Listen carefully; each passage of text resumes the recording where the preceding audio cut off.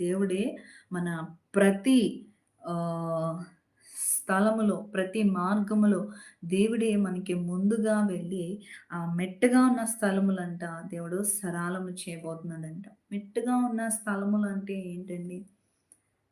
అంటే వెళ్ళలేని పరిస్థితులు, మన పరిస్థితులు ఏదైనా ముందుకు వెళ్ళలేని పరిస్థితులు కావచ్చు. అవి ఇంకా ఏ మార్గము లేకుండా ఉండు స్థలము కావచ్చు. అటువంటి పరిస్థితి కావచ్చు. అలాంటి పరిస్థితి, అలాంటి మార్గము ఏమైతే ఉందో దేవుడంట మనకి ముందుగా వెళ్ళి ఆ స్థలములనంట దేవుడు సరాలము చేస్తాడంట.